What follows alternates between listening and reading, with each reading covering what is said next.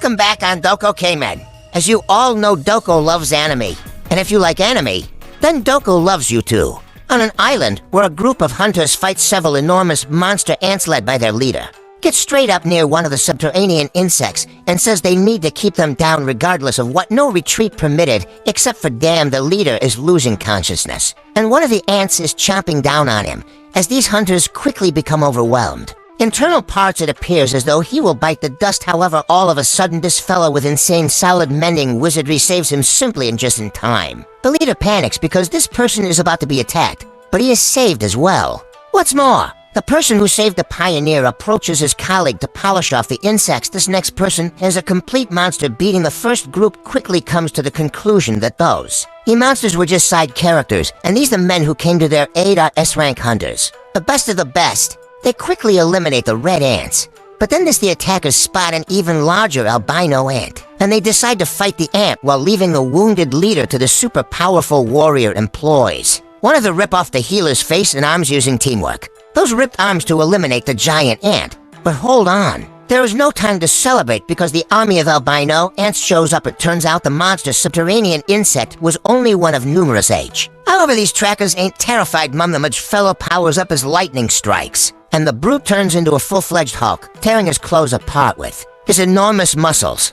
Watch their crazy fight from the city, where Choi, the other guy, is relieved that they made it in time. Choi has got his hands full on the grounds that the city has a serious subterranean insect issue as well. However, he handles it like a chief and illuminates it. He's got a team of exterminators to help him out, and some serious flames leave only the colorless ones behind. Discovered that portals that could connect to a different dimension suddenly appeared in the world more than 10 years ago. And guess what? The portal is filled with all kinds of monsters that can only be defeated by hunters, people who have special abilities. Them off the trackers are positioned in light of their otherworldly capacities, from S-rank being the most noteworthy to E-rank being the lowest. But here's the kicker: once their powers awaken, no matter how hard they try, they can't get any stronger. Years have gone by, and that building site is presently a prison strike spot. We see this buddy getting some beverage before he heads in, and one of his friends calls out to him. Since he heard Park had quit, he was surprised to see him there.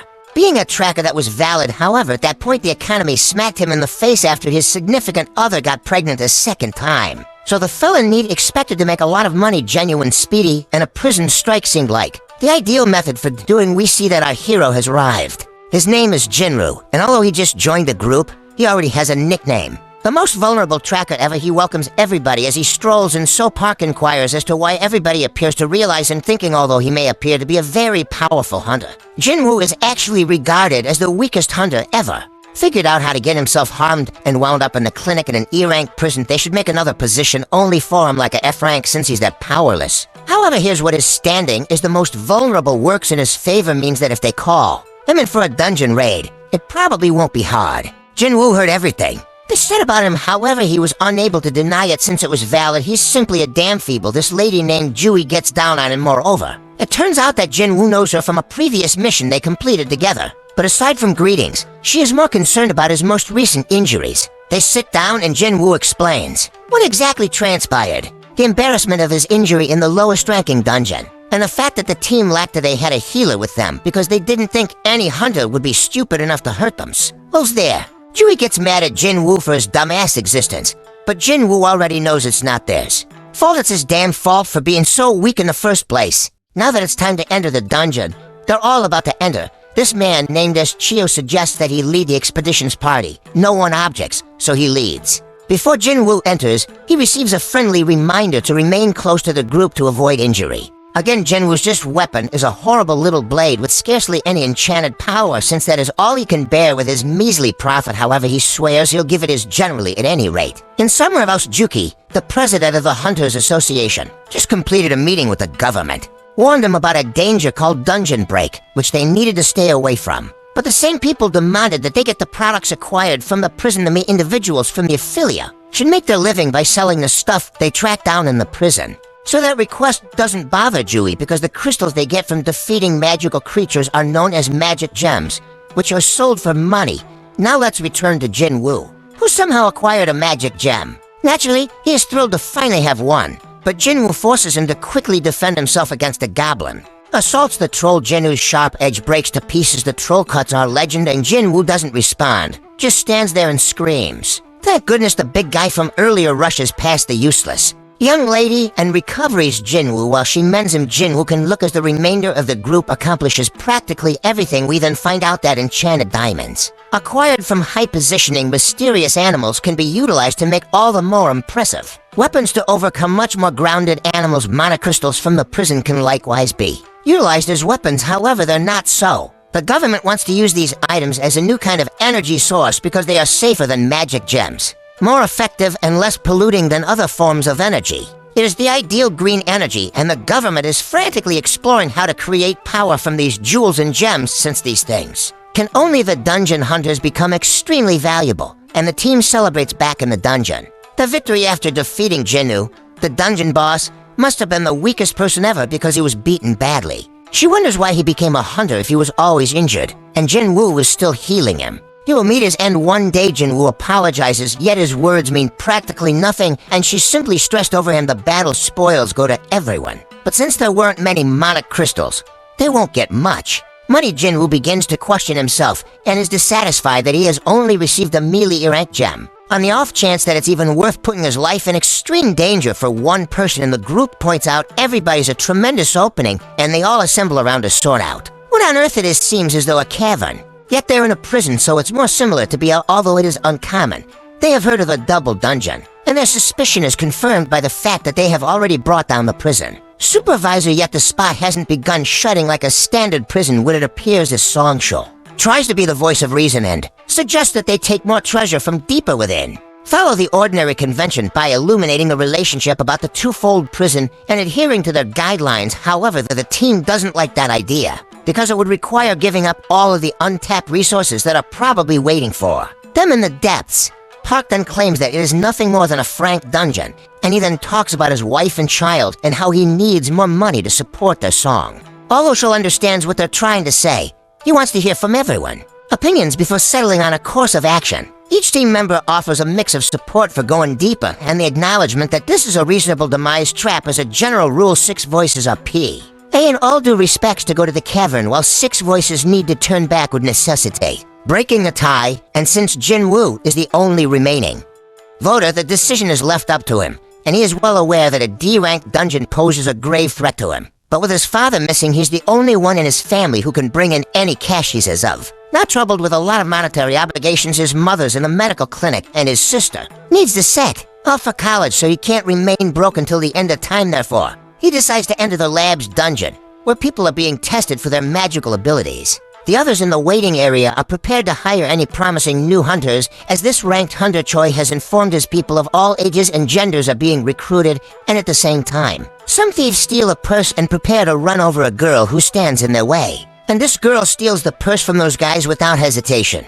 It resembles it's simply a normal day for her. This young lady is Chahi, the renowned S-rank tracker. She's a big name, however she can't handle all the consideration her fans go off the deep end about her. And she makes a very emotional leave back in the prison. The party has been on their way for 4.5 hours. But so far, they haven't found anything valuable or even the door to a dungeon. Closes at the end of the hour, so they only have 20 minutes left before they run out of time. Jiwoo apologizes to Ji for making her go along on account of his vote, and she's more pissed about how he doesn't stress more over his own life. If he had been cut someone higher, he'd be dead, and on top of that, she struggled with recuperating his hands and feet. Shikani news to reprimand him, and he understands that it's simply because of the B-rank healer that he can. Injured Jiwoo feels she apologizes, so she suggests that he buy her a meal. Owlboy is surprised by her boldness. But before they can proceed with their conversation, the group finds the manager's room. It's uncommon to see as such huge entryways, so something feels off. Kim will not leave with nothing not entirely set in stone to enter, with the others going along with him.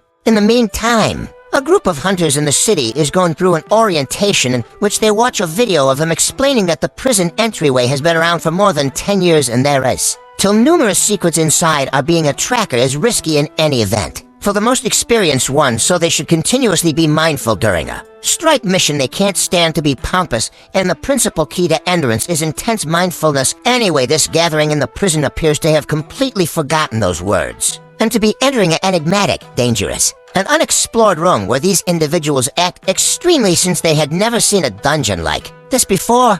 It seemed as though they were on a ride at an amusement park. Sculptures look antiquated, and something like 100 years of age Jiwoo is focused on the greatest one, and Jiwoo begins feeling uncomfortable because of the frightful quiet everybody ponders. Where the managers in Melody shall gazes at something that looks like an enchantment circle on the Flora's consideration is attracted to a tablet with old works containing rules about adoring some god. Neptune is more worried about something different. Jiwoo is sure she saw the monster sculpture's eyes move as if it were looking directly at them. Jiwoo believes she is just losing her mind. But when the door opens, everyone is shocked. Unexpectedly closes one buddy in the group who would even not like to come in any case understands something's off and attempts to flee. But one of the statues suddenly slices off half of his body, causing everyone to lose their minds. Because not only did someone just pass away, but they were eliminated so quickly that no one has a chance against that power. Our kid turns his look back to the primary sculpture, trusting that it does him. T-move to yet to his shock it thinks back. We look at Jin's past and see that he has been through some serious life or death experiences in his. First, on another mission,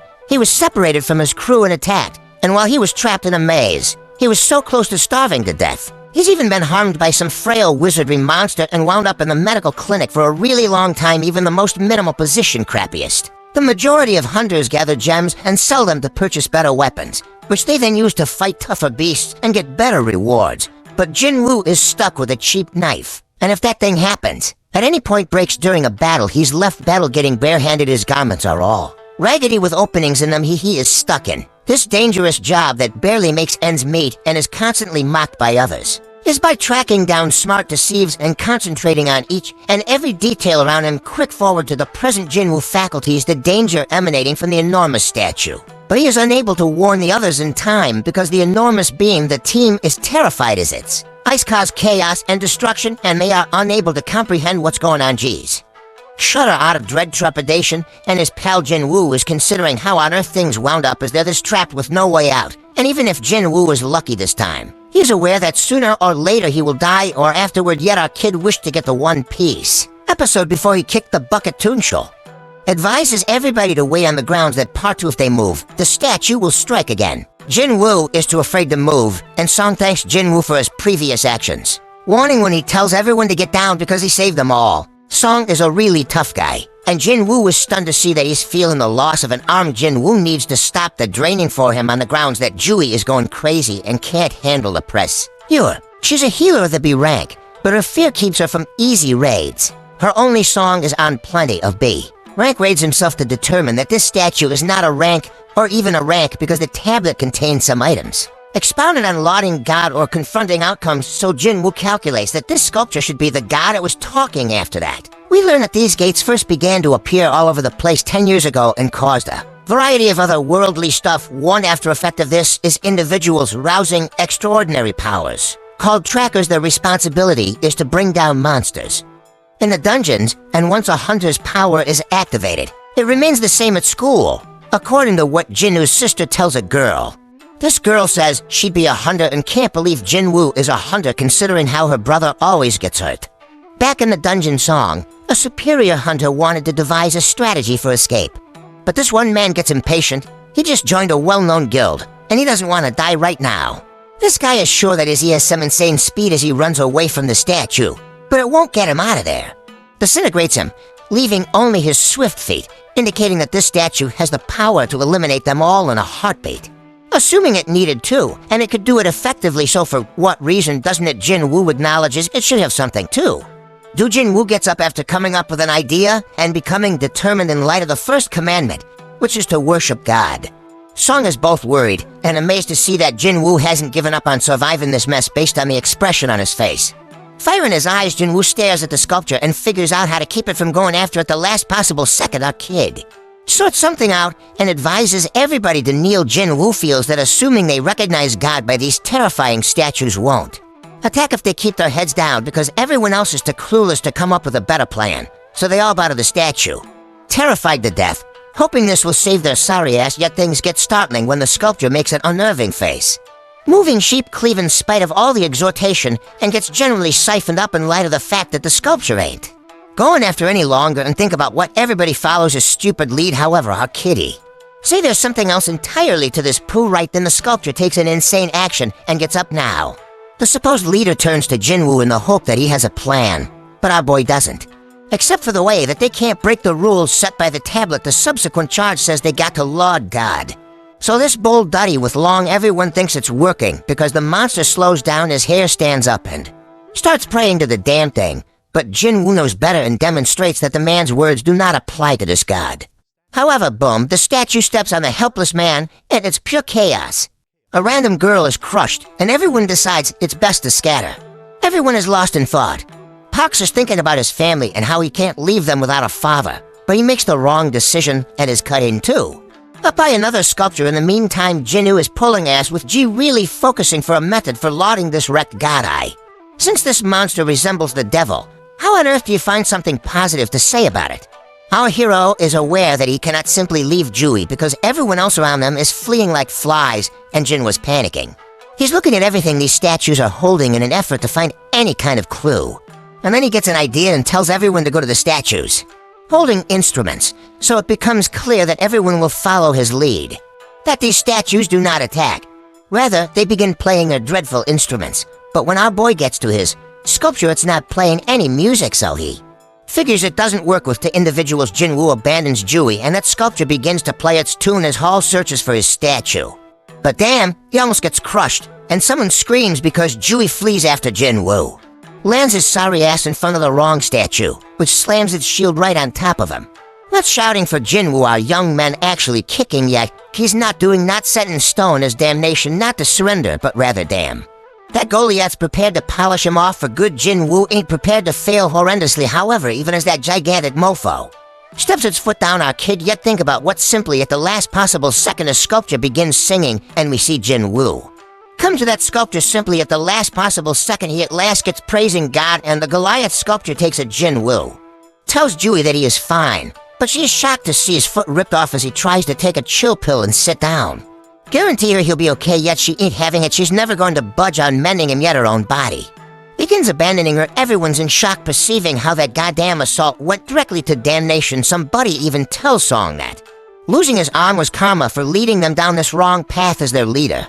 Other people think that's a little bit of a stretch. Excessively brutal, yet Toon assumes complete ownership. However, Jiwoo's way more astute than this large number of blockheads, since he knows the giant immediately builds an altar, so there is no time for fighting because there is still one commandment. Jiwoo is familiar with them from the legends, where they are used for offering treasure and sacrifices to gods. The third commandment was all about demonstrating one's faith in God, according to Kim. Became somebody's life and he was unable to consider a preferred up-and-comer over their chief. They've all seen their partners die, and Song is to blame, so Song goes to that altar. Jiwoo says it's not all his fault because they all voted to go there, so it's not all his fault. Then fire appears as Song approaches the altar, and he inquires of Jiwoo whether there is anything else he got to do our kid. Being the most brilliant and boldest of all, requests that the others assist him with getting to the special raised area, so he can check it out because Jiwoo doesn't believe that anything bad will happen to them. They bring him there, and what do they discover? They discover that additional flames have appeared, and they keep pressing Jiwoo for answers, but he has not yet provided any. Explains that because the gates have been open for an entire week, the statues are about to begin moving once more before anyone arrives. In order to save them, Jiwoo recalls that it takes a full 7 days for a gate to open completely, which is known as the dungeon. Break the Beast will be able to cross over to our side when that occurs. The primary objective of these raids is to defeat the dungeon. Chiefin closed the entryway down before that time's done, so on the off chance that they can't beat this manager right now, the damn Goliaths going to suddenly appear in our world, and that is absolutely terrifying in their world. Gina visits Jinwoo's mother, and they begin visiting, yet damn, the mother is not doing so well in the prison. Jiwoo tells the yellow bellies if he tells the group to come over to the altar, and once they do, he says they'll need a flame for each person. And when the damn door opens wide, everyone freaks out, thinking it might be a trap.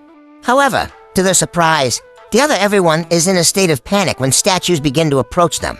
But Jiwoo maintains his composure and begins analyzing the circumstance. This friggin' virtuoso is something different. He advises everybody to keep their eyes on the sculptures since they won't move, assuming that we're watching them. Everybody follows his orders, and incredibly it works. Everybody's doing their best to keep their eyes on those frightening sculptures. However, at that point, this one chick surrenders too.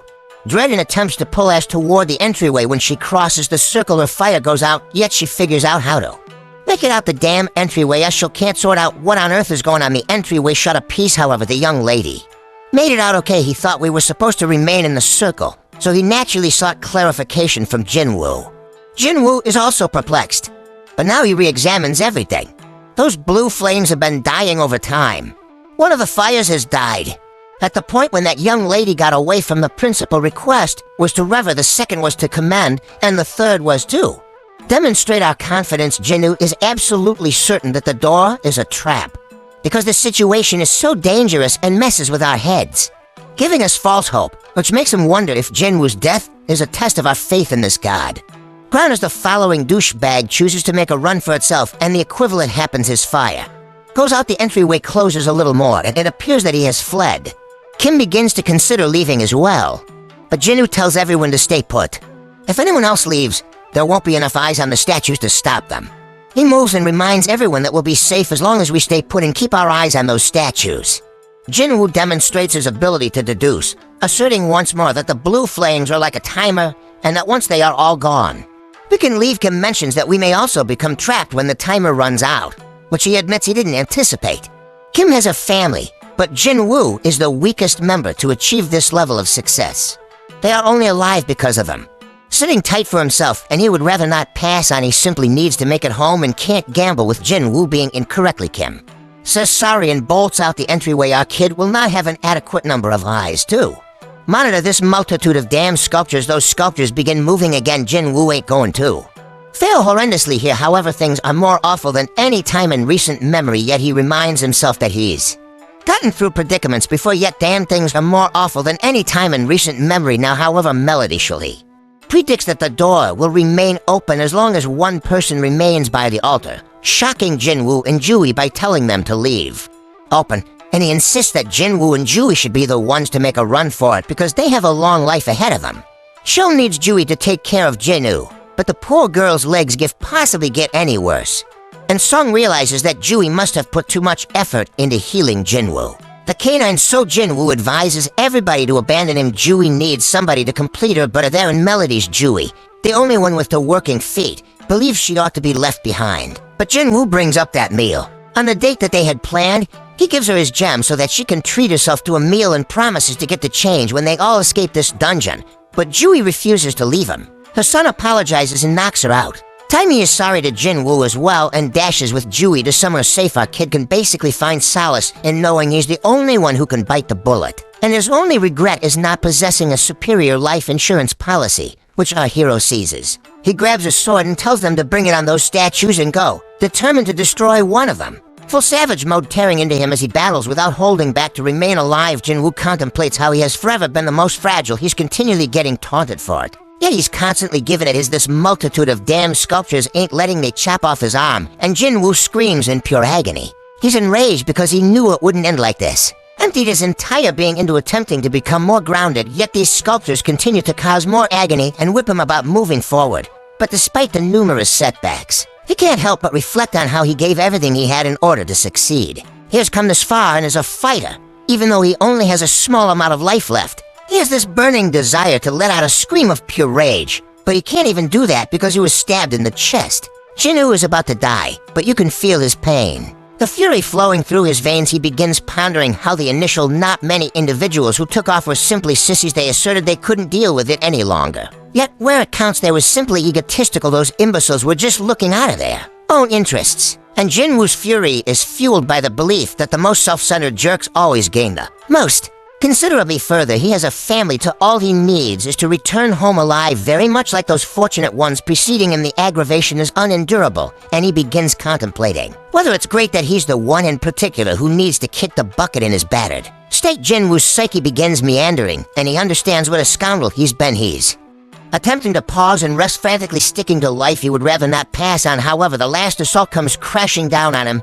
and our boy wishes he had one more shots. Just when it seems like everything is over, the final blue flame goes off out. And this strange warning springs up out of the blue. It turns out he's finished some mystery mission called Courage of the Weak. It's giving him a chance to play, but there's a catch.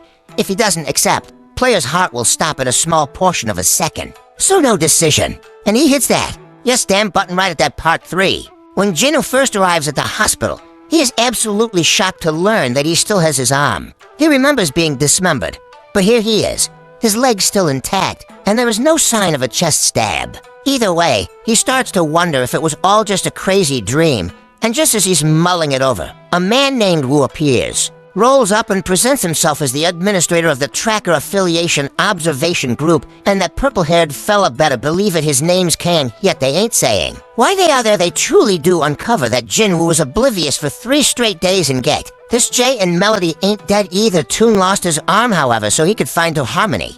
Out as a Hunter, G is severely mentally ill, so she is receiving psychiatric treatment. But it doesn't look good, bro. She's most likely not going to go on as a tracker. Just 6 peeps survived the ordeal from that insane to-fold prison. They discovered that hunting is always risky. But that day's events were truly tragic, and the real bafflement came when another guild showed up later, alerted by the survivors, and discovered just Jiwoo no indications of the sanctuary or their sculptures. The survivors generally recounted a similar wild-ass story, which is hella hard to believe that everyone's stories are identical so that no one is suspecting them is an insane situation. And Wu now is according to this theory. He asks Jiwoo if he has a second awakening and explains that the power of a hunter is determined when it is awakened, and it stays that way until a hunter goes, which is extremely rare. Through a second arousing, this marvelous occasion can push them past their past cutoff points, even into the ORS. When ranked Jiwoo considers this, Wu brings out a meter to test Jinwoo's power, causing Jiwoo to get extremely excited. That, in the event that they actually encountered a magic beast of instant level, as the survivors claimed, a low-level hunter wouldn't stand a chance. And since there isn't a single monster trace to be found, Jinwoo's is most likely the reason. Second awakening Jiwoo is ecstatic to hear his mana test results, but damn, they don't look good. Wu admits their error and leaves. It turns out that Jiwoo received only an E10 on the test, despite the fact that E-rankers typically receive a score of at least 70 places, the genuine civilian territory. And to top it all off, they are unable to even look into how Jiwoo managed to survive because the dungeon has just vanished. Jiwoo is disappointed by the whole lot, but he can't help but wonder why those guys didn't ask about the flying object. He's going ballistic, pondering if he is the only one who is able to see this. And then he realizes that it is similar to a touchscreen or something. Jiwoo received a message about turning into a player, yet his sister intrudes on his viewpoint. She's everything worried about him, so he apologizes and inquires whether she can see the panel. Since she cannot, he asks how opening messages in games typically works, but our boy reminds Jenna that she used to be a gamer. Offers him the undeniable response, saying he simply has to check his inbox. Right then, a notice springs up saying Jiwoo has after Jenna leaves. Our hero opens up a lot of these panels, which are all about strength training in a daily quest. Explain that the system is intended to assist the player in improving, and that if he doesn't follow it, there will be consequences. They have also sent him some rewards, but Jiwoo is unsure of what any of them mean. Jiwoo accepts his daily quest, which outlines a number of objectives, like push-ups, sit-ups, squats, and running, yet assuming he neglects to finish the mission, he will get punished. Jiwoo begins contemplating whether this entire thing's a joke, since he's caught in the medical clinic. What's more, he got no energy for any of that poop outside charm. Let the director know that Jiwoo didn't have a subsequent arousing the entire occurrence still a secret. So they're going to stamp it as a unique case and investigate it all the more. In the meantime, Mr. Choi informs Chahi that she will serve as an instructor in a B rank raid that will test and train the enlisted people, and he can't imagine a preferable teacher over her. Chahi questions her showing abilities, yet Mr. Choi tells her to just fight like she always does. He continues, and everyone will learn from watching her. Although the Hunter Guild is one of the country's top 5, they aren't particularly noteworthy on the international stage. Stage trackers can't step up all alone, yet they can further develop their aggregate battle abilities elsewhere. Another door opens up, and the spectators are like, damn, when are the trackers going to appear at the cracking hospital? Jiwoo drifts off to sleep as the clock strikes midnight, only for a dreadful notification to appear stating that he did not. When Jiwoo finally completes his quest, the ground suddenly begins to shake violently. He is absolutely terrified when he finds himself there at a damn dessert, and to exacerbate the situation, there's this Goliath frightening caterpillar beast right in front of him. But then an additional notification appears informing him that he has a penalty quest and must survive. For mother-loving hours back at the clinic, the medical caretakers resemble. Where on earth is Jiwoo on the grounds that he's no place to be found? Little do they know that our hero is stranded in another dimension battling the giant caterpillar for his life. He's thinking, Oh, because there are multiple of them, and if that ain't bad enough, Jiwoo, as the thing is closing in on him. He still has 2 hours to get his groin to the hospital, and the nurses keep looking for him. Everyone is worried at this point. Poor Jiwoo is running around like he has no time to spare because the caterpillars are getting closer and closer.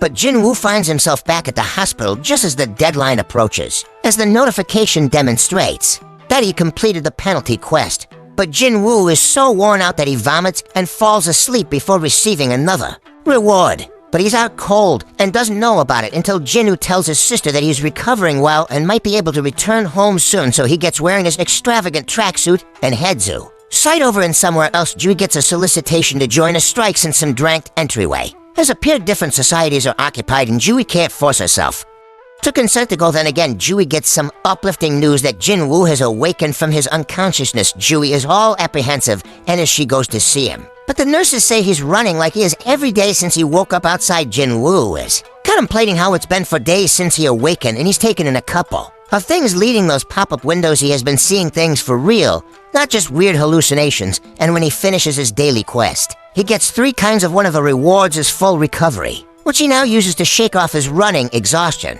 Capacity focuses, which he can use to support his abilities. At present, our kid can thoroughly feel the distinction. He has some serious power now, so this fella Jiwoo, he has distraught abilities. With stock screens, Jiwoo pauses for a minute to contemplate how darn unusual his life has quite recently become, and brings up how it's like a cracking video game. But while he was fiddling with his screens, everyone else in the room was just looking at him. Completes his daily quest and receives a random loot box as a reward. Today's loot is a baffling key. Guess what? Typically, he receives nothing but useless junk like pens and bandages, so this key comes as a complete surprise before he is notified, saying the key is for magically transporting to some moment prison with an area, and all now Jiwoo doesn't have the foggiest idea what on earth an occasion prison is. Nevertheless, in light of all that has been going down, he figures it's some sort of occasion to help him grow stronger in this world. Gates open frequently, and they even receive a news report to keep track of them. Jiwoo goes to see his mother and recollects when he found her passed out. Turns out she has this screwed-up sleep disease known as final rest emerged when the gates opened. And some believe that the constant modern medicine can only keep them on life support if they are exposed to mana.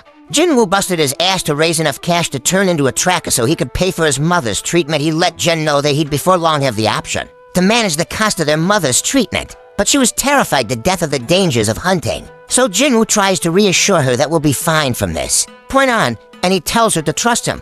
But damn, it's obvious that he's useless in a fight and he ain't getting nothing in return. But now Jiwoo is working hard to train his body, so things are different, putting all of his ability points towards strength. He even flaunts an apple he's crushing to demonstrate his progress in this regard. Fella's never going to budge on getting more grounded and ain't taking no. So he heads to the area from the key notice, completely prepared for whatever may occur. And if things get too serious, as they did during that raid, he will simply grab an assassin and flee. At the point when Jiwoo takes out his key, bam, a friggin' keyhole shows up. All of a sudden, Jiwoo utilizes the way to open it, and he walks through the old, enigmatic gate. And guess what? A notification announcing that he is in encased prison, the exit fixed off. However, customary people don't for even a moment notice. It turns out this spot resembles a completely separate dimension. And these instance dungeons are not your typical dungeons. He believes they are similar to a red door. Yet he ain't got a lot of data on those since he's never been in one. Jiwoo acknowledges he can't simply run like he arranged, and afterward another notice springs up. It says the main way out of this joint is by beating the chief or utilizing an instant transportation stone. Jiwoo lacked the ability to bring down an E-rank monster previously, and presently I got to clear an entire occasion dungeon by himself. He wonders if he's up for it, but he decides he has no choice and starts planning his escape. Way through, but damn, Jiwoo starts to lose confidence quickly, and it's not for no reason. A lot of Jiwoo experiences a flashback to the time he was stabbed, and these goblins approach him right in FR. None of him. These little suckers are tenacious, they're swinging and charging like insane. However, Jiwoo is working effectively, avoiding and attempting to block them.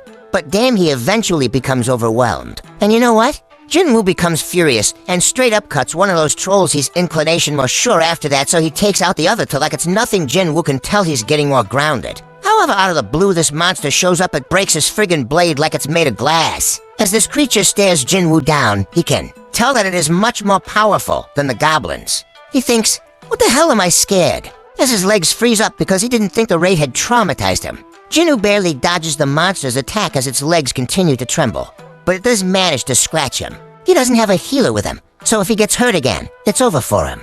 This monster howls and charges directly at Jiwoo. Jiwoo is evading like a ninja. He can't completely accept at how damn light he feels the beast attempts to come at him once more. But Jiwoo is no longer taking that. He is no longer a coward, and throws a powerful punch because, God, he can't believe how much stronger he feels now that he has increased his strength. Sure, the beast's actually got the high ground, however, Jiwoo ain't surrendering easily for his damn life. His assaults ain't doing a lot, however, so he must zero in on sidestepping the beast strikes now. Jiwoo is confused for what to do next. He acknowledges he can't deal with this by itself, so he bolts. Since he ain't got no party or healer all, he has in his sack as he needs food, water, and he wishes he had a magical weapon.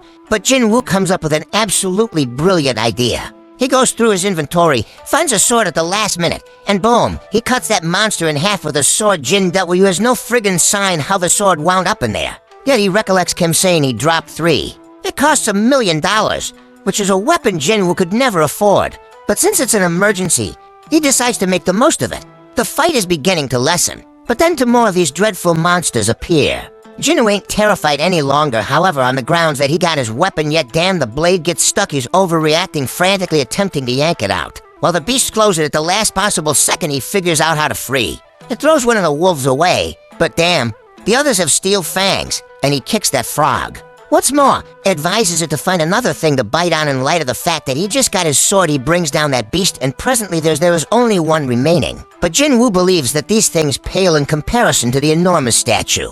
Now all Jiwoo needs to do is act intense, and the leftover wolf runs off like a chicken liver. When he at long last receives a break, Jiwoo realizes that he has reached level 2, something that has never occurred in his daily quests. He believes that because this was real-life combat, and he realized that when he levels up, all of his stats go up by 1. So he gets 5 points from genuine battle, while everyday missions just give him 3 battling is more effective. No, he still doesn't know exactly how much a single point matters, but Jiwoo is certain that strength is he now has the most crucial statistic, and at 32, he feels like he's celebrating good times. He thinks the higher his base capacities develop, the more focuses he'll acquire. Our kid is more started up than ever now that he's figured out how to get more grounded. So he goes to check the monster for quintessence stones. Yet damn, he gets items rather than the game's Jiwoo figures. This dungeon's magic beasts differ from those in the ones and entryways, and think about what he's done to figure out his framework as a DA. G-Nab shop, however, his level is excessively low despite the fact that the individual is able to extract 20 gold from a tooth.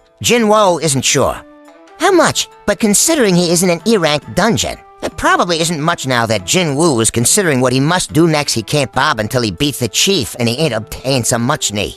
Education, where to track down an instant transportation stone to make matters worse. He knows he can't take down a boss, and if he stays too long, he'll run out of food. Even if it's just E-rank at the moment, he wonders if he should level up first. Jinwoo's mind is blown. Jiwoo tells himself not to be afraid when a whole pack of wolves shows up because he already knows what death is. Feels like he's charging straight at the wolves this time and starts slicing them up like meat. But Jiwoo promises he won't go down without a hitch. But he is aware that the wolves won't give up either. This man is going a little crazy because he just wants to get stronger. So he's going to follow them all, which is ridiculous because he wants the fight to last and be intense. Rules from the system Jiwoo cut through every months, and notifications appear everywhere. Such as Crazy receives a final notification informing him that he is now the wolf assassin outside as Peo. Po passed by a portal, and they wish the city would address the issue right away. Jiwoo is already exhausted inside the dungeon, and he understands his blade's going to give out. All of a sudden he gets a notice making sense of the advantages of being a wolf when fighting an animal. Assassin Jiwoo gains a 40% boost to all of his abilities. Monsters, and guess what? When he goes to check his inventory, he finds a cloak and a lot of fangs. But here's the thing. The most amazing part is that he also discovers a teleportation stone. Jiwoo considers using it to escape, but he hesitates. He has no idea what will happen to this because he may never get another chance to get stronger.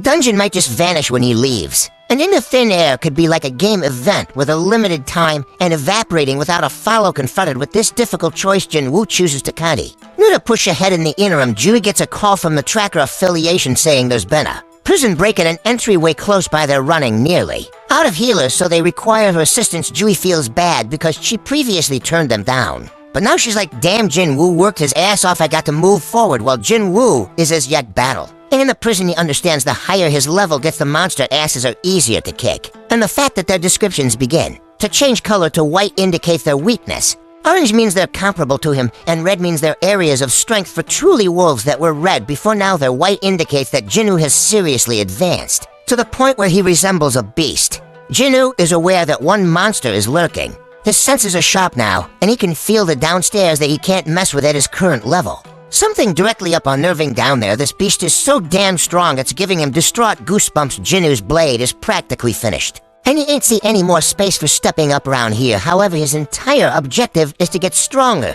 Jiwoo decides to simply descend the stairs, but when he reaches the bottom, he's attacked by something. He barely has time to react when Jinwoo's sword splits in half, and a huge serpent appears in front of Jiwoo. Jinwoo's mind is blown because he hasn't leveled up. He still knows this beast by its orange name, which indicates that it is insanely tough. It is abundantly clear that this snake is the chief, and it's basically impossible that his blade can penetrate its thick scales. He knows without a doubt that battling without a weapon would be a death sentence, so Jiwoo uses his sword to the fullest when the enormous snake strikes. To sneak up suddenly, so Jiwoo needs to sort out a method for getting around its protections. However, damn this thing's reinforcement is the snake whips its tail, forcing Jiwoo to flee for his life. Like a true badass, and Jin knows he's screwed if he gets hit, so he tries to block it as best he can, but he still gets hit. Serious harm this animal doesn't stop. Jiwoo gets thrown around like a cloth doll, and he even has a train sent off at him. Our kid thought he had gotten more grounded, yet it wasn't sufficient. The train scarcely misses pounding him, and Jiwoo begins to wonder how much stronger he needs to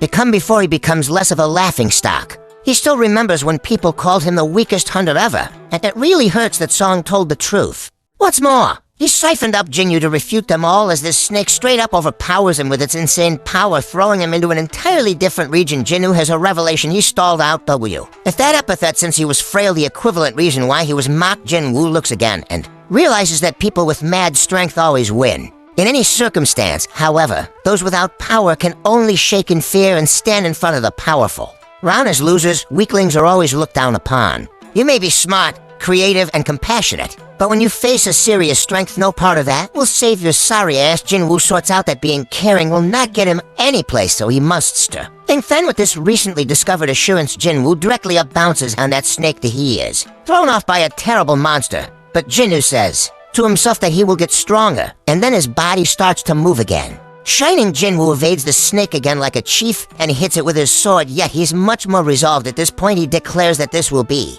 comparing his current state of mind to the terror he experienced during that raid. A lot simpler than that day when Gino pulled off this insane maneuver while riding on his sword. A snake once more, but this time he shakes it off and grabs the beast with it.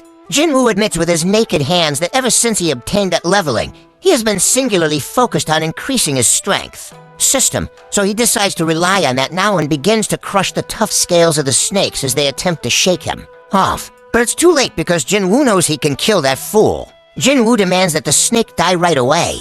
He defeated it with his incredible physical strength, and then boom, he receives a notification announcing his leveling up. On different occasions, and our legend blasts out snickering he resembles "Damn, I truly got stronger." Another notification explains that he just kicked the swamp. And we see the aftermath of this epic battle. King gets a badass dagger made from the serpent's fangs, twice as strong as Kim's sword. His loss of motion and channel impacts goodness. And he additionally gets this harmful elixir that will make his skin as tough as nails while permanently damaging his muscles in the dungeon. Turns into a train station, Jiwoo realizes that he defeated the entire thing on his own, and he walks around with his broken sword, but no one is around. A soldier tells Jiwoo to go to a shelter, but he quickly realizes that Jiwoo is a track of the fighters like my terrible, we should go kick some ass together. Jiwoo concludes that there must have been a D. Dungeon break because monsters are all over the place and a magic beast emerged from an entrance there. Trooper says they took care of the greater part of the circumstance, yet there's as yet one tremendous boss beast left, Jiwoo's. He can now see this massive golem wrecking, and his perception ability has increased dramatically. Also, individuals are frightened as damnation it will deteriorate. The trackers are battling to battle it, and the pioneer tells the healers to concentrate on keeping their tank alive. And the healers think we're doing our damn job. The tank is perplexed as to what the damage dealers are even up to. The damage dealers are giving it their all, with the exception of the golems. Their defense is insane, and to make matters worse, they do not have enough hunters who are able to use magic, as Jiwoo expertly explains the situation and realizes that this hunter group was assembled in a hurry. Therefore, they are failing. Together he utilizes his discernment once more and sees their positions. Two are positions, and to D ranks, one of those D ranks is a tank, which explains why they haven't been able to defeat the golem during this battle. For a brief period of time, after which he examines the healers and is shocked to discover that Jiwoo is one of them. Jiwoo is informed by one she reminds her that she's supposed to be a B rank healer, but then she snaps out of the hunters to pitch in and help. Her trepidation and enchants, and the trackers remain on track, young lady, yet poor Jiwoo can't shake off those frightening recollections of the monster sculpture. So she loses her focus again. Jiwoo notices that she is still terrified, but he doesn't blame her because he is feeling the same way. Then he realizes that actually things have changed. This golem is a weak-ass D-rank boss who is much weaker than the one he just battled. The trackers begin going nuts since they're losing the fight genuine fast, and they acknowledge they ain't got an opportunity without a higher position tracker. That is when Jiwoo gears up for an assault and sorts out that they can bring down the golem, in the event that they can simply get through its safeguards Jiwoo intends. To loan him a hand by Jiwoo launches his broken sword with such force that it penetrates the stone with an attack strong enough to shatter the golem's shield right away, causing the hunters to yell at it. They can barely feel it and manage to cut it down. They can't really accept that they truly did it yet. The tank fellow ain't persuaded. He's all similar to none of our before. What the hell broke that? Thing's defense, his attacks were ineffective. He is absolutely certain that none of them did, because they couldn't even scratch it. He sees the sword nearby and puts two and two together.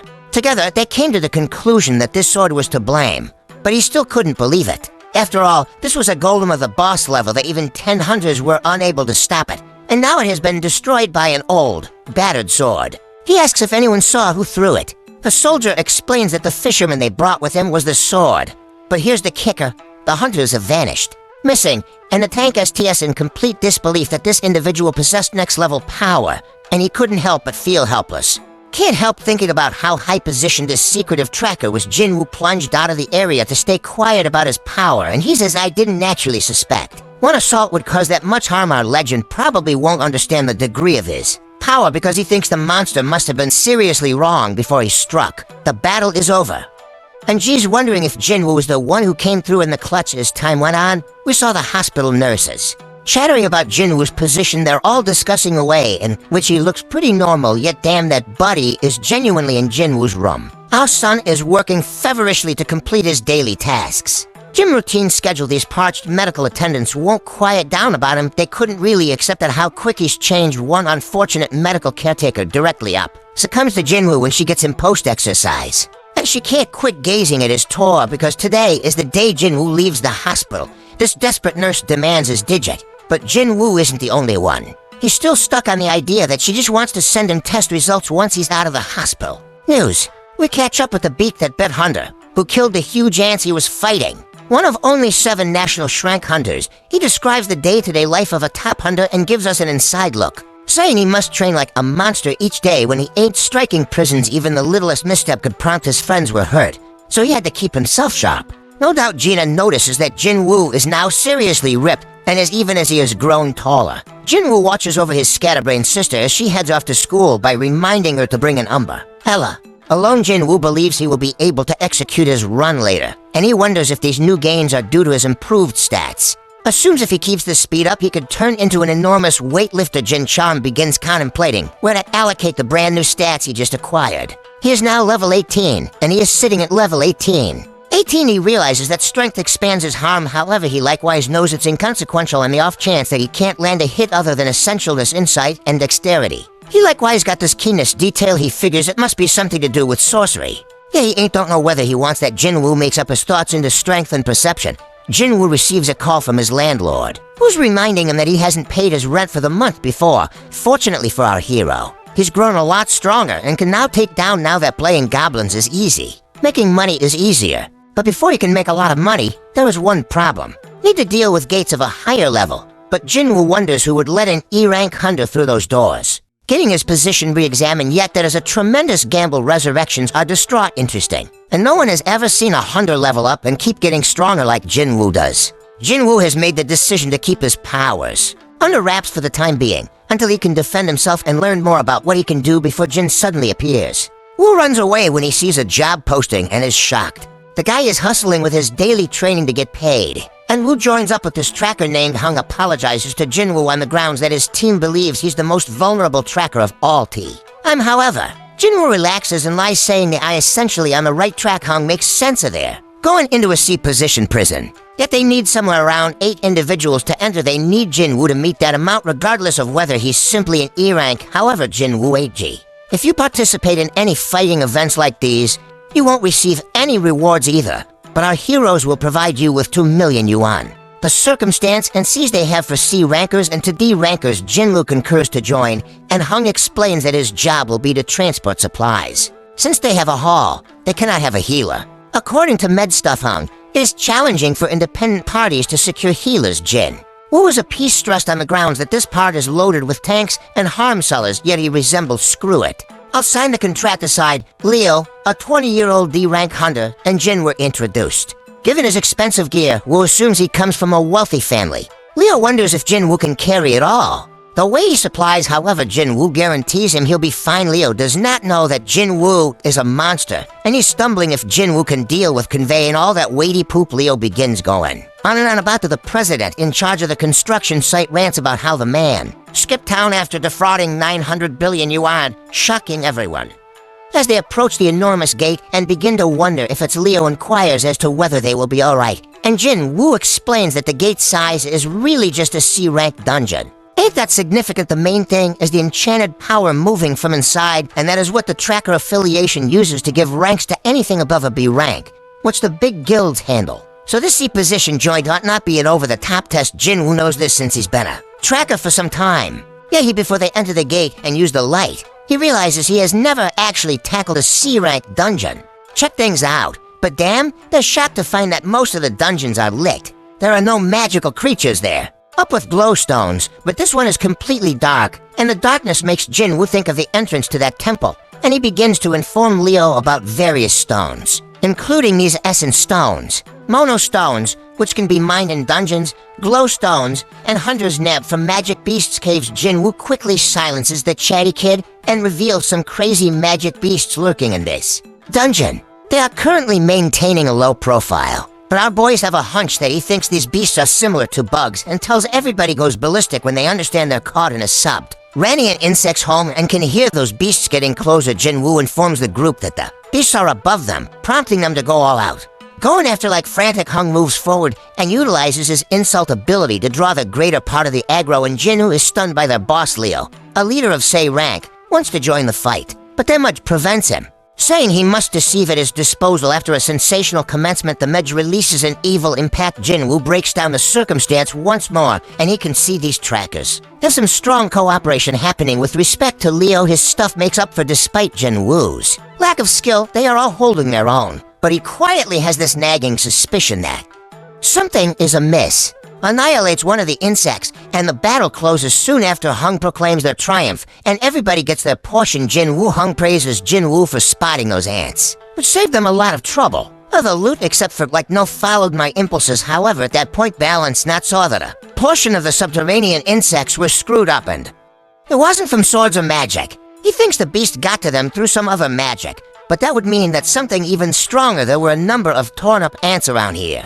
so I wondered what might be large enough to take them out. Leo reveals how his pops provided him with a slew of awesome gear for his first raid. Jinwoo was thrilled to learn that he wasn't sure why, but he told Leo that they needed to be extra careful in a different location. A man who is working out is startled by the loud noise of destruction, but don't fall because someone tells him to relax, because it's simply their organization expert preparation, and turns out it's nose. This fella is a monster, and the youngster's jaw drops when he sees Snout crushed through a monstrous stone with only one hit. Nose doesn't actually wince and says it wasn't so much as a decent warm-up back in the prison. Leo's actually stressed over Jinwoo conveying everything, except Jinwoo resembles no man getting compensated in that battle. That is an awesome deal. However, where it counts down our kid's reasoning may be unrealistic-y. There's some more thinking. He realizes that this crew has been through battle before, but they don't have a healer, and they needed more members to meet. The group worries about the party quota because they've traveled a lot through the dungeon, but haven't encountered a one healthy critter. The boss of the dungeon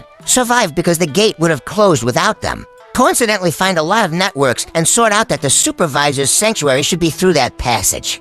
They exit the tunnel. Furthermore, damn, they track down an insane heap of monocrystals, now these precious stones. Ain't as valuable as essence stones, but these crystals are worth at least $1 billion, according to one of the hunters. That Hung's sibling would be hella desirous of this find, however they shut him. Down genuine fast, Hung has some covered-up thought process, they think. Since his sibling can't generally be correct, Hung ain't going to take on a supporting role to his brother. So he's going to use this huge hall as his own training ground for the strike team.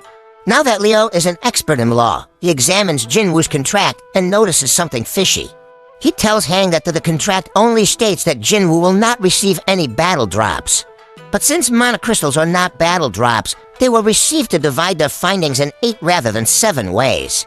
Hung everyone agrees and smiles, but he reminds them that they have to defeat the dungeon boss to close the gate, so they have to get those monocrystals out first. They face the boss spider, which is fortunate for them because the spider is sleeping but is hung up on one of the hunters. Hang tells Leo and Jiwoo to relax while they go get the transport gear because they forgot to bring it. Also, he guarantees them that the bug won't awaken except if something annoys and Hong calls attention. To that, they're both newcomers to ranked dungeons, and he tells them to just trust his decision because he has some business with his team to discuss. So they will have some time off too as they leave. Jiwoo begins dissecting what is going on again, he thinks. That it is abnormal that they do not have any skilled individuals available to call in and assist them in meeting their quota from a significant distance. And we are curious as to how he orders one of his crew members to seal off the boss's room right away, which the guy does.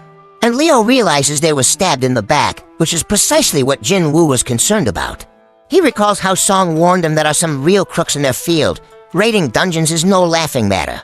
And accidents occur frequently, and in that bedlam violations can slip through the cracks. Ain't no surveillance cameras in these prisons, so however long there ain't no survivors, there won't be no proof, Leo is. Just that these fellows are truly ready, he's beginning to regret even bringing up the contract. So throw them under the bus for some monocrystals, but they were prepared to dispatch them at any time if they stepped out of line, and Jiwoo is not going to fall for it. Concern is the newly awake boss, and Leo instructs Jiwoo to return to his previous position. Notices a doorway, but quickly realizes that Hung already knows about it. Because the spider is awake and Jiwoo recognizes that this C-rank beast is on a completely different level. But hold on, our boy ain't going to withdraw. He assumes responsibility, advising Leo to avoid the way since he will. Tossed down with Jiwoo summons the thing and declares that he will beat its ass when Hung's group bow us out of that prison image is all similar to for what reason didn't they simply take out those 2 amateurs themselves. But Hung explains that because they needed to sleep to grab, they couldn't risk disturbing the spider. Those lovely monocrystals, however, he is not concerned about because he is the weakest hunter and a novice. The strategy is to wait for the spider to chow down on them and pass out because they have no chance against it. Again, they cannot attack with all their might because doing so would rouse the spider, but Hung is aware of the tiny path above. If their team is unable to ab the newcomers, the cave's worst-case scenario is that the spider doesn't pass out from eating them. Monocrystals the Mudge and their group agree that their group will at least steal Leo's valuable gear. They are unable to defeat the spider on their own, and Hanging makes it abundantly clear that the boss is straight-up lethal. It's only a matter of time before the newcomers in Leo's dungeon are smoked. Convince Jiwoo not to battle the supervisor on the grounds that main AB rank tracker could. Bring down a C-position prison manager solo even in tip-top level C position wouldn't have a potential for success, so Leo figures they ought to bob and find an exit plan. Jiwoo perceives that Leo is correct. Even though he has leveled up and had a second awakening, he still considers himself to be weaker than the golem. And toxin managers were both depositioned, so this insect is on an entire another level. Jiwoo, he can't explain why. But right now he doesn't feel any pressure, and he knows he must have grown strong enough to not Dreadsy position managers any longer. He's at level 18 and directly up claims he has a shot at eliminating it when he begins too. Attack that spider, thinking, well, the real hunt begins now over in another. The president of the Hunters Association, a big shot by the name of Goto, is worn out from being stuck in a lot of boring meetings. And when a young buck looks up, this driver can't say no when he offers to spar with him to cheer him up. Back in that dungeon, Jiwoo realizes that the spider's skin is extremely tough. It packs a powerful tax, and Leo closely monitors Jin in the event that he is tagged, even if he has already lost his life. Wu observes Hunter's movements and immediately realizes that this is not how any E-rank hunter moves. He wonders who Jiwoo is. Truly is, and begins addressing in the event that he's some phony ass ranker, just a modest bunch of trackers. have some control over their enchanted power enough to deliberately get a lower rank than parents are called bogus rankers. And generally they're psychos who get a kick after Leo has been killed. He is beginning to regret entering that dungeon. And JY will realize the extent to which he is unable to that bug's intense conceal Jinwoo's weakness is soaring, and the buddy needs too. Wrap this battle up genuine fast is because Dagger's rendered powers paralyzed and drained. He believes that is his route to victory. Jinwoo, on the other hand, possesses a focus on the bug's point of weakness with those moves, yet damn, he's hella astonished when the insect breaks out a corrosive assault because Jinwoo has the ability to close the gap. He decides to make use of a cool new skill called Dash to smack that spider directly in the face, yet his blade debuffs don't adhere. Jinwoo ain't one to call it quits, however he chooses to keep wailing as hard as he can at that spider dude, pushing himself more and more. Yet, his exhaustion gets up to speed to him, and that bug handles a frightful hit Jinwoo is just about to be crushed. But he remembers that he still has a reward from his daily quest. So he cashes it in and completely recovers Leo's terrified belief that Jinwoo is dead. But our hero ain't finished at this point. He handles one more hit, and this time he directly upcuts that bug in the eye. Getting those dagger debuffs going, Jinwoo ain't squandering this opportunity, so he cuts that bug over and overkeeping those debuffs. Pushing ahead at last, that bug can't take it any longer and goes out cold. A notice springs up saying Jinwoo just brought down the prison manager. Jinwoo knows he lucked out not picking a compensation prior to plunging into that prison. Since he'd be 6 feet under right, currently without a doubt Leo's brain is blown away by Jinwoo's solo victory over a dungeon boss. Leo rolls up, convinced as never before that Jinwoo is a fake ranker. Jinwoo gets a gem from that spider. Leo straight up idolizes Jinwoo now, offering to carry the supplies, and telling him to chill out and take a break while he works on the monocrystals. Hung and his crew arrive shortly thereafter, and they're hella shocked to see the beginners actually kicking. In a preparation room, go to straight flexes on Charm, flaunting his distraught abilities by thoroughly overwhelming him. Like it's no big deal, Gatu gives props to Charm, saying he feels quite a bit improved now. That the pre ain't even rusty, Goto explains that he ain't. Woo's mind is blown. Strong as ever, but he can tell Woo has been working hard. Woo acknowledges that training cannot raise his level. Up a tracker, however, can step up their abilities. Goto brings up that a tracker must be genuinely and intellectually solid, particularly in prisons, where you have the most horrendously terrible sort of individuals sneaking back, and the prison Hung's team presumes that the newcomers only managed to survive because they made fun of the spider, which must have been as stupid as a rock. Losing to low even out trackers, Hung lets the cat out of the bag to Leo that he knows Leo's from a rich family, yet Leo's like who cares? That's when Hung drops the bomb and tells Leo that he only has one chance, telling Leo to get up and leave. Jinwoo Hung's like, typically we kill individuals we recruit list for our party, so we can keep all the plunder ourselves. However, if Leo agrees to join us, we won't get rid of him. If he says no, we'll just kill him. Then both Hung figures Leo may be a danger since he has some insane stuff that gives him superpowers to bring down the spider once too. Convince Leo to take on Jinwoo, Hung stoked because he doesn't want to test that theory. When Leo begins to move toward Jinwoo, but when he eventually joins Jinwoo's side, he is shocked. Chooses to directly upend their lives, and Hung's contemplating whether the beginners at any point needed to off any peeps before at that moment. What's more, the Jinwoo gets a pressing mission, and straight up wild since he got to take out 6 adversaries before him. Now the pack chooses 2. Follow the more fragile one, so the Mage assaults Jinwoo. Leo's undeniably stressed over his new amigo and cracked when he perceives how wrecked Jinwoo is. In the interim, one of the gathering individuals, Cha, he was told too, boast about how amazingly she defeated the Outbeast in a flash. These girls consider themselves fortunate because, after all, there are numerous false stories about the other squads, so they are into the sickest guilds. Like those hit groups with insane high demise rates back in the prison. Hungs like it's down over Jinwoo's finished Jinwoo fires, pummeling himself for neglecting, and advises himself that this world is about endurance of the he is absolutely enraged because he forgot this truth and the world is full of shady tricks and backstabbing. Acknowledges he got numb to it. Jinwoo is relaxed at this point, and he is pondering how he completely messed up because he was careless and overly confident, and the level system is forcing him to kill, so he thinks that this system isn't just being nice. It wants him to be alive, so he's wondering if it needs him to be alive for some reason. Not only that, but it also wants him to be strong, so Jinwoo acts as if this system wants to use me, I may immediately use it back. He tells the crew, who remind him that the weak are the ones who bite the dust in the dungeon. They are thrilled to learn that even the weakest hunter knows how things work. But Jiwoo points out that they should be prepared for when this standard doesn't help them out one of them. Ain't cool with Jiwoo calling them prey, be that as it may. Jiwoo burns through no time showing them what he implies everyone's directly upstunned when this man's head gets cut off, and Jiwoo resembles that as one down as the kill count springs up on the updates. Wu just realized that he had murked someone. But he is well aware that if he hadn't, he would have been 6 feet shorter. There is no turning back now because only the strong survive when the crew breaks up. The shock at witnessing an E rank eliminate one of their D ranks leads them to attack Jiwoo with everything they have, but it's not enough. Futile because Jiwoo uses his debuffs to start shanking them one at a time, and he takes out to additional suckers the bowman is the close too. Fail horrendously under Jinwoo's rage trailed by the now there's final straggler, and Leo's brain is blown in light of the fact that Jiwoo is way more grounded than when he confronted the dungeon. Boss. He raised his buffs and considered how he was certain that Jiwoo was worn out. He figures Jinwoo's strength comes from dealing with the boss, 5 other hunters, and Hungs. The dagger won't even scratch him, but when Hung launches his attack, our hero uses his lightning speed to surprise him.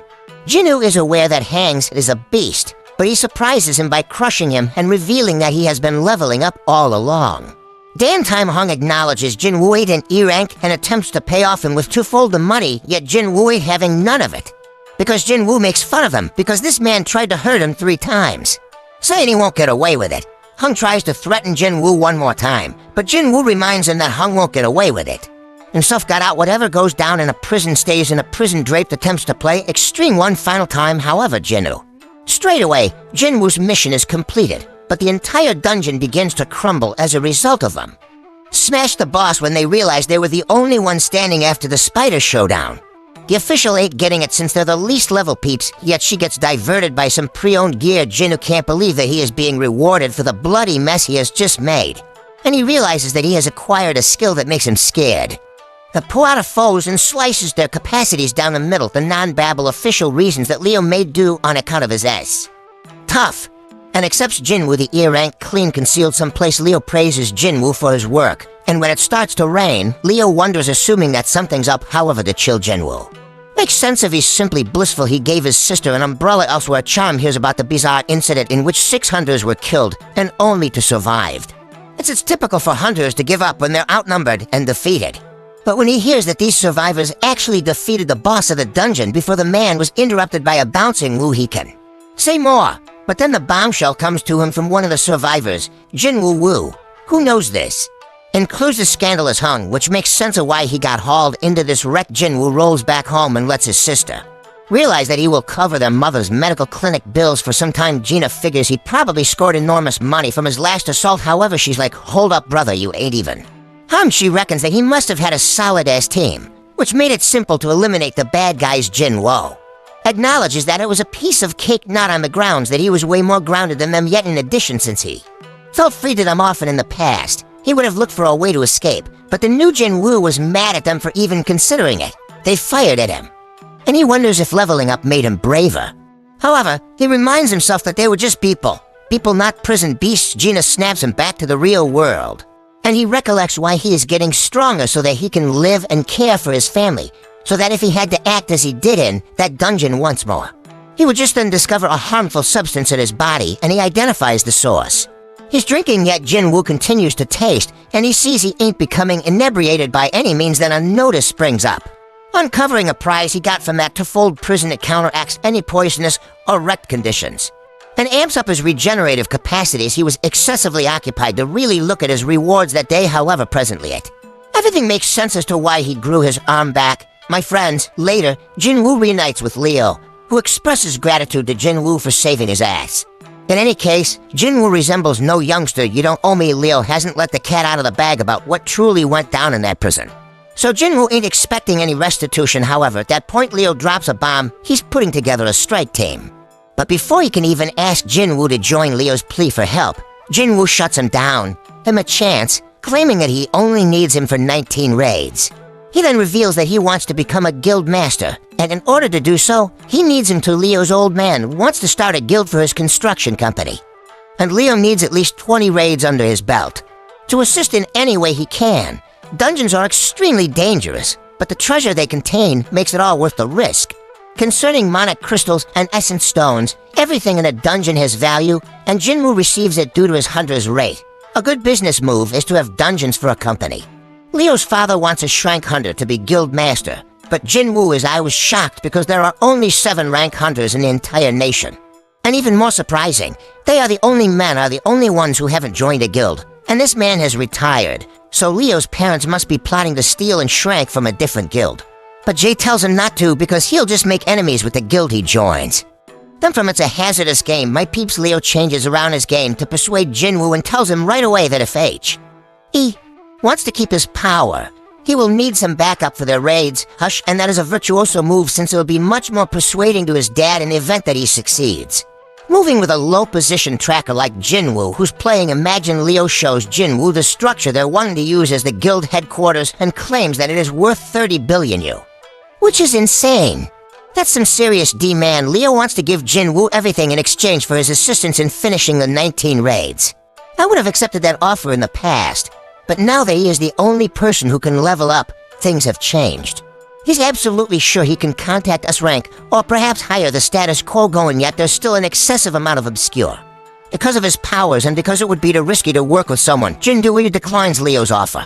Ain't ready to give up just yet, despite his promise to keep Jinwoo's secret. But a glance from Jiwoo sends he bounces and gets chills down his spine. Oh Hung's younger brother Wong is extremely angry about his brother's death and asks about the 2 survivors. Laura, his assistant, is completely taken aback when he asks what occurs on the off chance that he kills somebody in another nation, however she. Lets the cat out of the bag at any rate on the off chance that there's a deal with that country he's going to have won there. But if he doesn't, he'll be sent back home to face the law. Wong wants to use their promo right away, but Laura reminds him he has way a lot continuing. So he intends to manage it later. He gives the survivors one more glare and simply trusts they stay close by lengthy enough for him to take them out the following day. Jiwoo stirs things up around town for a run with his sister. Jiwoo inquires as to whether she had an insane 30 billion yen, yet she couldn't in fact. Envision how to manage that sort of money since it's too damn unreasonable. When Jiwoo is flying independent, he sees his framework counter continues to tick even after he hits his objective. Gina makes up for lost time to him, yet he already decided to see how far that counter goes. So he runs again and discovers that it stops at twofold the objective. And subsequent to evaluating every one of the undertakings, the day-to-day mission goes covert. The prize for this gig comes with some just plain random loot boxes. But there is a catch. Some of them are blessed, and others are cursed.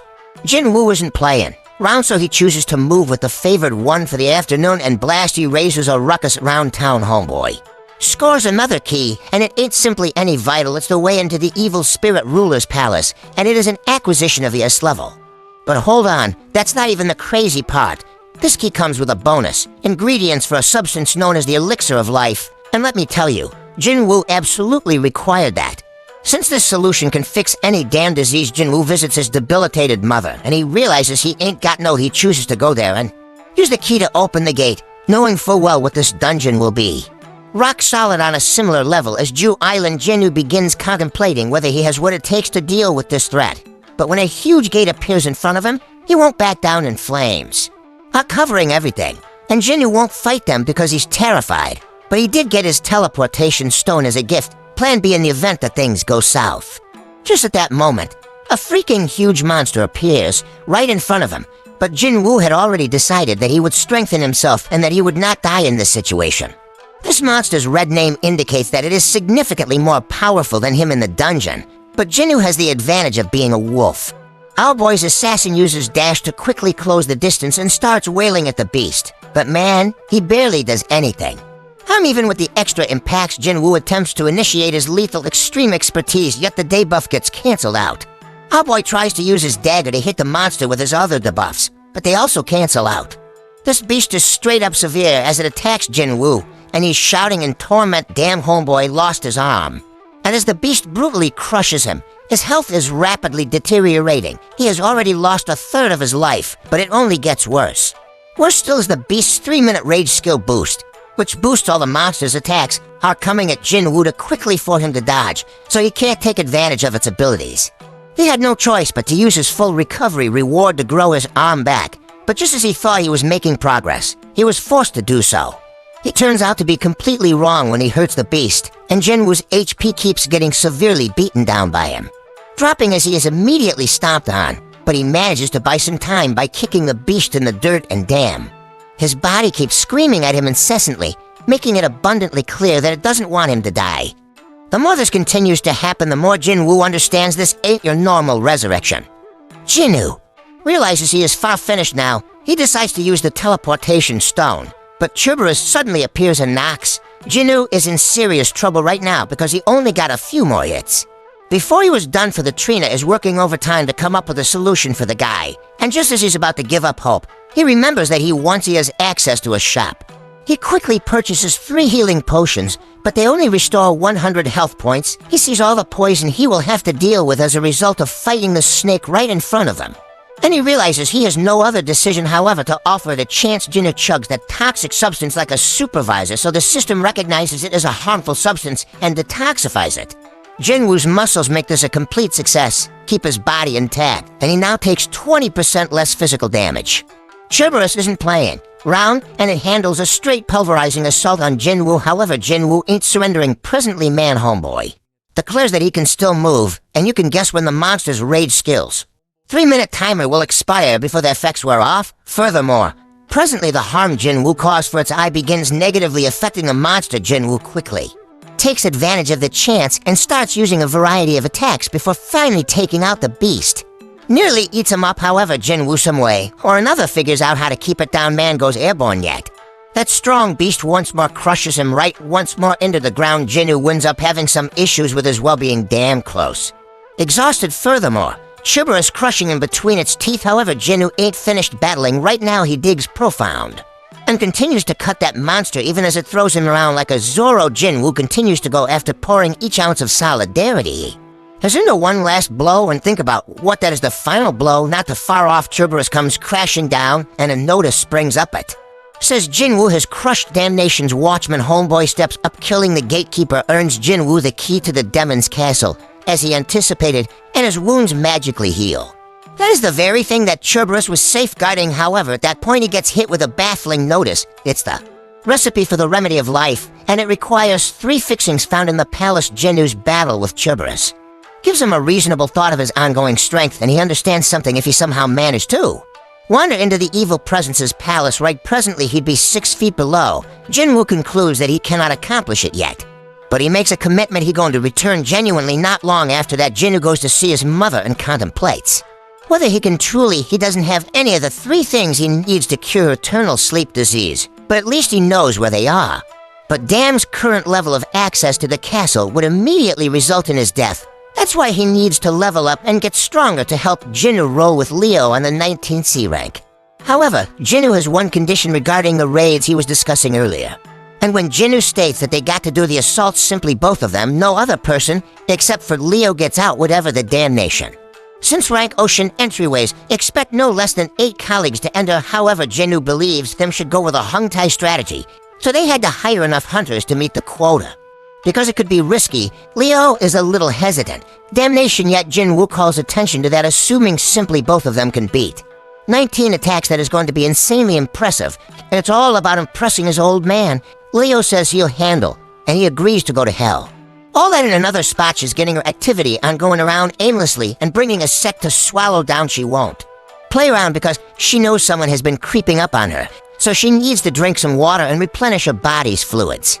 Therefore, Yun finally emerges from hiding and presents himself on the opposite side. Leo's father lets Leo know how crap's gone off the deep end since the doors appeared quite a while back. The worlds, without the resources from their dungeons, infrastructure cannot even function, and only hunters can obtain those essential resources, making them extremely important, and the Hunter Association oversees a lot of things, counting dealing with the doors, yet they are not the ones that benefit the most. The organizations are the ones rounding up the data from the prisons, gathering up by far most of their indispensable assets. They are balling rich. Man, talking about the Tracker Society, White Tiger Organization, Gatherer Society, Notoriety Organization, and Knights Organization, the main 5 societies in the entire country. They got an imposing business model on every one of the benefits from their prisons, yet Leo's pops isn't having it. He won't let it go on like that because he knows they need to form their own guild to achieve his objective immediately. Leo considers how risky it would be to partner with a rank unknown with his brother, but Jiwoo could solve the issue at the park if his pops chose him to lead the guild. As doing his own running, homeboy sees that any additional activity he does ain't getting counted any longer. That damn reviled plunder box. He was presented before ain't so much as a choice now, so he takes out a standard plunder box, expecting to find something positive. But all he receives is a bingo card, which is not what he had hoped for. Time passes, and Jiwoo continues to train. But now that he's leveled up, he realizes that the 3 points he's getting aren't helping much. Leo still needs to get his. Together before they can enter the dungeons of the C rank, but Jiwoo realizes that if he can get back in that penalty zone, he may be able to take on that centipede he previously defeated, but he is aware that it may be more difficult than he anticipated. Thinks, and there is no assurance that he will earn any experience points. Until Jiwoo receives a notification to join a deposition mission, however hold up it's from the tracker's affiliation, so that implies he will not have the option to battle solo over some dojo tune wraps up tutoring some youngsters show him a thing or two the kids say. Damn, I wish I fought you when you were at your best. But the Song is true when he says he can't. Change due to the fact that he now only has one arm. Song is notified to join a raid furthermore. The children like YU ain't resigned at this point. Melody has a few wrecked recollections and he's feeling the loss of a significant piece of his body, so the kid says he's sorry for making him feel bad and says his best years are over. But he still wants to contribute to society during his remaining time in another location. Well, we found this child playing while her terrified cat dad was away. Kim watches as he receives the same notification and recognizes that it is his subsequent raid. His wife reminds him that he barely survived the ordeal from his final remaining one, and she believes him should consider accomplishing something different. However, Kim tells her they need the money because their children are about to start school. He assures her that everything will be fine except for that one occasion. The Hunters Association never sends low-ranking hunters on dangerous missions, so the family declares their love for one another. And in a different location, Beak is utterly enraged about having to take part in a pointless interview. And the fact that Mr. Choi tries to butt her just makes him even more enraged. Them up, but he relaxes when Choi emphasizes that he is the best candidate for the position. It turned out that Choi invited him to his office to inform him that Eugen Construction is forming its own guild. However, because Beak already knows everything, he demands Choi explain to him what he really does in G's room. Her mother tells her straight up to give up on being a Jiwoo as a B rank hunter. But her mother still believes that she will just get in the way of everyone, so she wants Jiwoo to come with her home. But this only upsets Jiwoo, who says her mother needs to stop Trina from controlling her life. Jiwoo says she can settle on her own choices and demonstrates it by hanging up on her. Jiwoo concedes she may stand out, yet she actually needs to attempt and improve, at which point she also receives notification of the D rank raid at the office, what Chahi walks by. Snout and lets Choi know that some scout moved toward her diverts out it was from Eugen Development, and they needed her to be their society expert. However, she turned down the proposition. However, presently she's interested about what they conversed with Bill about, be chatting about their conversation in a bar. Jojo Island's been fixed off since that bombed attack, and people Trina disregard the dreaded Brotmer. Choi considers himself to be the weapon of mankind, yet he can always remember about Jojo Island, or potentially what occurred there. He intends to clear the island soon, and for that, he needs Beak and the crew to work together. They need to get stronger, find allies, and change people's minds. As a result, he scheduled the interview and instructed Chahi to train the new hunters. Choi reminds Beak that he left something behind on that island. Refreshing Bay's memory about losing his lifelong companions in a dim spot, a revolting man is begging somebody to dispose of individuals at Jinwoo's home. Gan is straight up stunned by how occupied he's since the previous Jinwoo required weeks of recovery after each gate. She wonders if his training is paying off. Jinwoo nonchalantly plunges out on a mission without taking his stuff. And she's stressed in light of the fact that he's behaving like it's simply a normal outing to the ocean in another spot. Melodies pondering how he's a fighter yet is stirred. All the years he spent training in martial arts did not make Jack any less capable. Ability has nothing to do with physical strength. His magical focus powers inside a dungeon render his sword ineffective against the magical beasts. But out of nowhere, he chances upon Jinwoo and sees how different he looks. Jinwoo can't actually make sense of why his legs back so. Melody, except some high-position healer, probably found him that day. Melody ain't as fortunate on the grounds that an excessive time elapsed for they reach the gate and are surprised to see a reunion. Kim is embarrassed to face them, but Song is healing from his injury. Since he did what he did, he thinks it makes sense that 5 people from that bad day are back together. So he's wondering what the arrangement is. It's been a hot moment since Jiwoo saw Jinwoo, so she peeps the amount he's changed too. And then a group of shady guys show up and start looking at Jiwoo like they feel weak at the knees over her, yet Kay there as well, and he closes them down, advising them to chill. Turns out these peeps are prisoner substitution hunters, straight up hunter inmates reduced their sentences to the tune of I can't believe they gotta fight alongside criminals. But the woman assures them that they won't be a problem because the organization lacked staff and had no other option in case. Despite Kong's alliance with them, he is a B rank, so when things turn bad, he can easily deal with the 3C level criminals. Jiwoo informs Jiwoo not to show up, but rather she ain't having it the lawbreakers get liberated, and even they. Keep thinking about whether this is smart. Kong silences them once more and warns them of what will happen if they behave badly. He then introduces himself to the other people and promises to deal with the criminals. Jiwoo gives Song full command of the raid, which Song accepts with gratitude. Obligation regarding bombing that day, and gives props to Jiwoo for being the main explanation they generally survived the ordeal. All survivors would like to express their gratitude to Jiwoo. But Jiwoo does not require it because Kim has no objections to singing lead. They and Kong are looking at Jiwoo, and for some reason, everyone is getting ready to go through the gate. A song announces that the raid has begun. Authoritatively began inside the prison, the detainees directly up. Hanalo's trolls like Beast Melody ponders who the real beasts are, and he demonstrates his power, and the group of goblins and songs are eventually eliminated.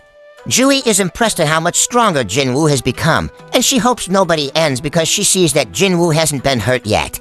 Up requiring her healing abilities, Song is still amazed by Jinwoo's aura because Kong leads them forward, but they come to a fork in the road, and since the dungeon was easier than they anticipated, they decide it would be cool to separate. It will be more hazardous, yet they'll clear the prison quicker. Jiwoo can.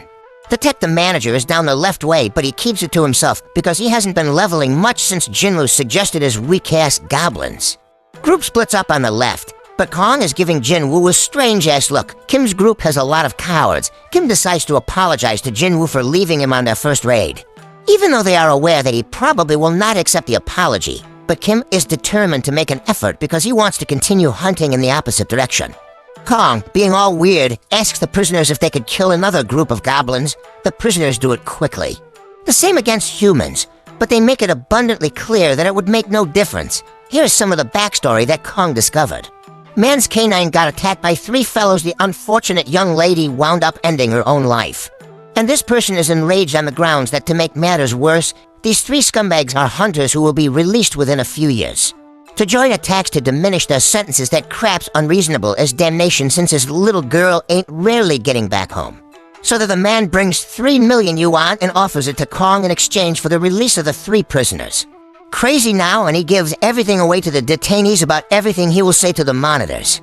When he plunges out of the dungeon where he will claim that a group of 100 goblins wiped out the prisoners, Kim continues to follow his path. But when it connects to Kong's path, he is shocked to find Kong massacring prisoners and telling me he had been instructed to torture the prisoners, but Kim intervened and Kong killed the final one. Prisoner and realizes he must alter his plans as he moves toward Kim. Jiwoo is considering how when Kong saw him in the hospital, all he wanted to do was hope the man doesn't remember him. Then they heard screams and they rush over to the dead prisoners. It turns out that Kang was also killed, and Jiwoo is shocked to see him in such bad shape. Jiwoo works her mending wizardry on him. However, Melody can perceive this ain't the doings of no otherworldly monster. The weapon utilized was too sharp, and the person who used it deliberately avoided finishing him multiple times, which Kim has given up on. Making do, yet Jiwoo reminds him he has a family. Jiwoo requests he stay alive any other way. He will not have the option to. Keep accusing him. Kim utilizes his final gasp to apologize to Jiwoo, then he's gone right after that. Kong tries to kill Jiwoo, but Jiwoo intervenes and prevents him. Kong is impressed by Jinwoo's speed and song. Kong is shocked to learn that he is the one behind the entire massacre song because he is a member of the Hunter Association. Be that as it may, Kong simply needs to spill his arrangement as opposed to accusing the trolls. Kong will say the detainees cleared out all. He'll say that the other hunters tried to kill him, but they failed. So he's the lone survivor. Song holds Jiwoo. Song CH steps up to fight him despite the fact that he is aware that Kong is 8 because he does not believe he can take on Kong. Be rank above him, Jiwoo Buff sings up with strength and tries to defeat Kong with his sword skills. Yet, damn Kong figures out how to avoid each damn hit, and he gives props to Toon Chu for knowing as Jiwoo investigates the situation, and realizes that although Skyo is holding his own, he is not quick enough to win. Kong lands a fierce blow, however gets irritated when Jiwoo rapidly recuperates Toon Kong. Chooses he will take out Jiwoo first Song, however, intervenes and stops Kong's ass. Kong underestimated the elderly man, so Song allows him know he's prepared as rank trackers. Before his cutting edge might be outclassed, yet Kong calls attention to that tune's power. As its damn cutoff points, it's zero chance a mage type like him can beat a professional killer type, so Kong brings him close to death. Jesus well frightened to mend him, and Kong prepares to polish off tune for good yet melody show. Takes out his fire capacity, yet damn Kong's to damn fast he understands as Chi utilized his sword to make him bring down his defenses against enchantment. Tune Chi was pausing for Kong to attempt to kill him, but Kong sees through the plan and hits him with a surprise fire blast. Song CH is now paying with his life, but Jiwoo finally intervenes to put an end to the fight. Kong requests to know who in the world he is, and Jiwoo directly up says he's simply an E. Rank Tracker Kong doesn't trust him because he needs to react quickly at the next level to stop the attack he used on Song Kong. Jiwoo can tell Kong suddenly recalls Jiwoo from when he was concealing his power and claiming to have experienced a second awakening. The medical clinic the Mona Pruser just read 10 in those days, so Kong figures this subsequent arousing probably occurred after that. This doesn't make any sense. It doesn't make sense of why Jiwoo had the option to endure the twofold prison. Yet Kong doesn't give adamantly. He is prepared to eliminate Jiwoo. Jiwoo demands clarification. So Kong claims he is only executing the prisoners in the name of justice, but Jiwoo doesn't care about them and wants to know why. Kill Kim and Kang, he calls attention to that Kong might have done it rapidly and effectively, however he didn't. Kong appeared to eye, like torturing them and playing with them. And I think back to when Kong talked to the father and he told him how he's been getting large proposals from the top organizations, however he decides to work hard and earn very little in the tracker affiliation. Why, since he finds killing individuals way more fun than killing monsters, a straight-up battle goes down among Kong and Jiwoo. And that they amaze everyone with their incredible speed. Kong can tell that they have similar builds, but he thinks he has more experience battling high-positioned adversaries. He utilizes that experience to deal with the battle, however he's stunned when Jiwoo requests that he restrain the blood desire. However, it's too damn late on the grounds that Jinwoo's framework is paying it once more. The framework, very much like last time, tells Gino that there are peeps present hoping to take him out. Jiwoo gets a mission to wipe out his rivals. Jiwoo gets immersed in some dull power, and Kong's befuddled on the grounds that he thought he would win this fight. But damn, Jiwoo attacks straight away, shocking Kong. Understands he's been harmed. They continue tossing down, however Kong has something uniquely amazing to show Jiwoo. They recently bailed, yet they're in for a shock in light of the fact that the damn entryway closes just after they step out. Significance they cleared to the hunters in the dungeon can't believe their eyes. But Jiwoo tells them to hurry up because he's prepared for a second portal. Their objective is to complete 3 raids in a single day. But the hunters are still perplexed by the fact that they only completed 1 in another strike. Jiwoo directly up-wrecks a lot of trolls. While Leo wraps up the mining, Jiwoo mops up the trolls and steps up the following strikes, a triumph as well, and Jiwoo steps up considerably. More days go by. Leo is able to see Jiwoo, and as the two continue to clear dungeons on their own, they encounter increasingly difficult monsters. Is getting even stronger. Jiwoo's stealth skill is extremely useful, and as his dash skill levels, he gains a few. Jiwoo has a lot of new skills, and when he uses them on a wolf, he realizes how powerful they are. Abilities now, however, his monarch ain't sufficient to involve them for long. He chugs an elixir for that, and chooses he will zero in on advancing his intellectual capabilities. He also decides not to return to the Demon Castle, now that he thinks he is somewhere between AB rank and a hunter rank. The system shows that he has arrived at the expected level for a task change mission elsewhere, the supervisor of another society. Then he gets word that a strike team is spending twice as much as the market rate to acquire C-rank gates.